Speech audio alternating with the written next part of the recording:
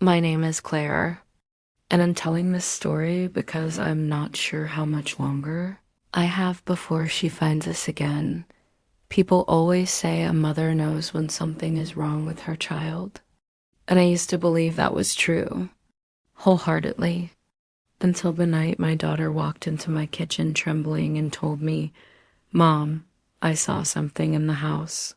Her voice wasn't the voice of a girl who had a nightmare.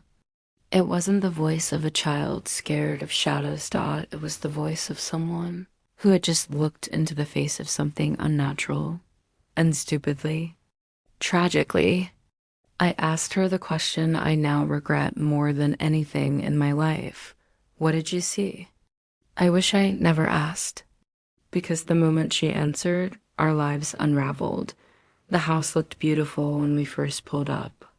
A three-story farmhouse at the edge of a sleepy rural town. White paint peeling, but still charming. Tall grass swaying like it was welcoming us. Trees tall enough to block sunlight, but not enough to feel suffocating.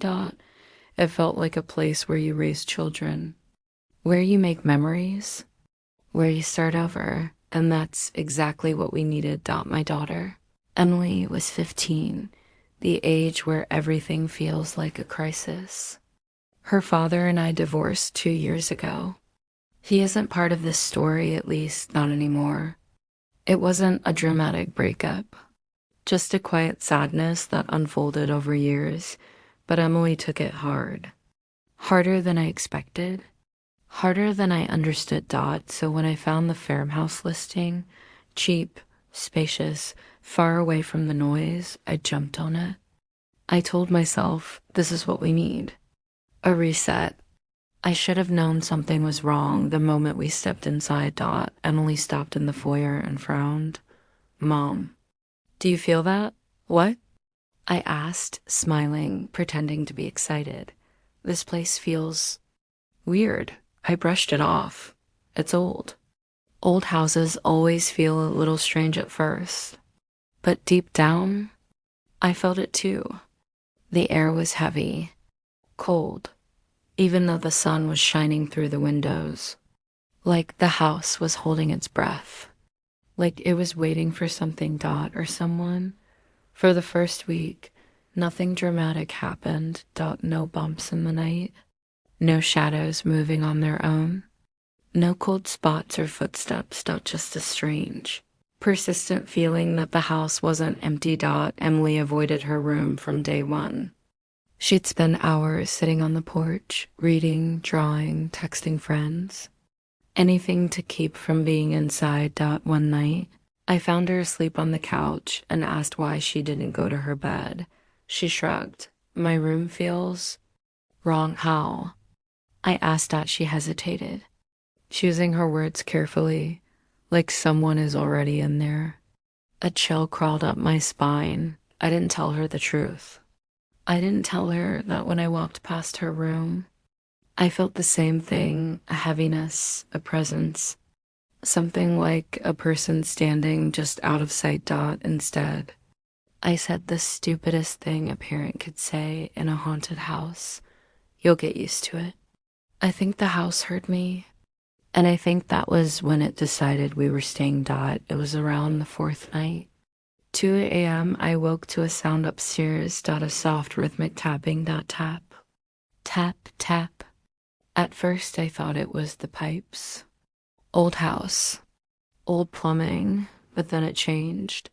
The taps turned into footsteps. Slow. Steady. Heavy. Walking across the landing. Then stopping right outside my bedroom door. I held my breath. For a moment, I thought the doorknob might turn. It didn't, but someone was standing there. I could feel it. When I finally opened the door, the hallway was empty, silent, still, but the cold in the air was unmistakable. Something had been there, and something told me. It wasn't the last time. 2 nights later, Emily came into my room shaking. It was 12:11 a.m. I remember because I was half asleep and saw the clock glowing on my nightstand. "Mom?" Her voice cracked. I sat up immediately. What's wrong? She wrapped her arms around herself. There's something in my room. Something in the corner. A chill ran through me. I tried desperately to stay calm. What did you see? She swallowed hard. I didn't see it at first. I felt it. Like someone was staring at me. My breath hitched. And then I looked at the corner and tears filled her eyes, and it was there. I put a hand on her shoulder. What was there, sweetheart? Her lips trembled. A woman. A shock of ice went down my spine. A woman? In your room? She nodded slowly. She wasn't normal, Mom. My heart thudded painfully. What do you mean? She whispered. Her neck was wrong. I felt my stomach twist. Wrong how? Like it was broken. I told her we'd check her room together. I grabbed a flashlight, and as we walked down the hallway, her hand tightened around mine. We entered her room. The air was freezing. Not chilly. Freezing like stepping into a giant refrigerator. My skin prickled. I swept the flashlight toward the corner she pointed to. I nearly dropped the light. The corner was dark. Not. Lights off. Dark. It was impossibly dark. Like a black stain on reality itself. A shadow darker than shadows. Like something had carved a hole in the room. I walked toward it slowly. Mom, Emily whispered. Terrified. Don't go near it.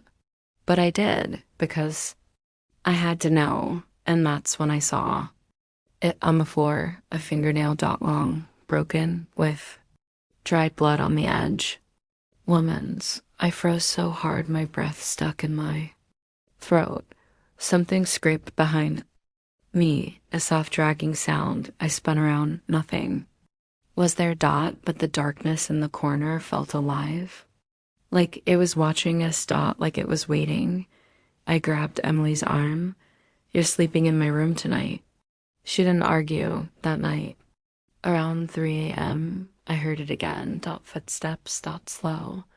Deliberate. Walking in circles upstairs. Emily clung to me. Her breathing fast and shallow. Mom? She's looking for me. I wrapped my arm tighter around her. Don't say that. But deep down, I knew she was right. Something was searching the house. And it wasn't looking for me. 2 days later, everything changed. It was 6:50 p.m. I was chopping vegetables for dinner. Emily was drawing at the kitchen table. Suddenly she froze. Her pencil slipped from her hand and rolled across the floor. Mom. She whispered. I turned. Her face was pale, terrified. She's in the hallway. My heart dropped. What? Who? Emily pointed. I slowly leaned forward and looked toward the dim hallway by the stairs, and that's when I saw her. A woman. Tall, thin, neck bent sharply, unnaturally to the side. Hair long and soaking wet, dripping onto the floor. Her dress torn and gray. Her skin pale as chalk. She wasn't standing like a normal person.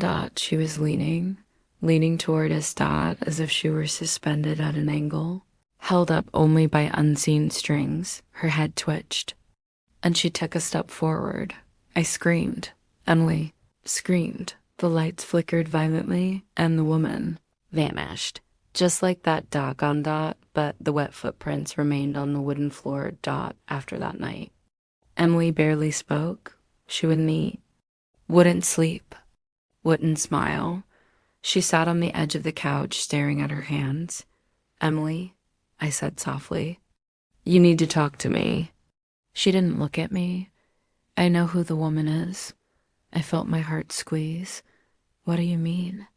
She finally met my eyes. Her name is Margaret. She told me. My skin crawled. Emily, when did she tell you that? Last night. I swallowed hard. She whispered in my ear. My breath caught. What did she say? Emily's voice became hauntingly quiet. She lost her daughter here. A long time ago. She paused. She thinks I'm her. I felt a wave of nausea. Her daughter? Emily nodded. She wants me to replace her. I didn't sleep that night. I couldn't. Something inside me screamed that I needed answers. Real answers, Dot, so I went into the attic with a flashlight and I found a box full of photographs. A cracked doll, a silver hairbrush, a small music box with a faded rose on it, Dot, and beneath it all, a leather journal, Dot. I opened it. The handwriting was shaky, but readable. Margaret Harlow, 1974. My blood froze, Dot. This was her house. I skimmed through pages filled with grief, loss, and desperation. The final entry made me drop the journal. The corner whispers her name again. The corner remembers. If someone finds this, do not let your daughter near the dark. She wants to replace what the house took. My heart hammered. Replace, replace, replace. Emily. It was 2:17 a.m., the same time everything always happened. Woke to Emily screaming my name. I ran into her room and stopped. Dead. She was sitting up in bed, eyes wide, staring at the corner. Mom. She's here. My hands shook. Emily, come to me. But she didn't move. Her breath came in short, terrified gasps. Mom. She's touching my hair. I rushed forward and felt it, a cold, skeletal hand brushing past me. Not air, not imagination, a hand, something. Invisible but solid, moved between Emily and me. The lights flickered. Emily's hair lifted like someone was gently stroking it. I screamed and grabbed her. And then the darkness in the corner rippled like water. A face formed inside it. Her face. Margaret. Her mouth opened. And a voice like a broken whisper escaped. Give her back to me. The room shook. Lights exploded. Emily shrieked. I ran with her, stumbling, crashing into the wall, nearly falling down the stairs. Margaret shrieked behind us, a shrill, inhuman sound. We made it to the living room. And everything went silent. Too silent.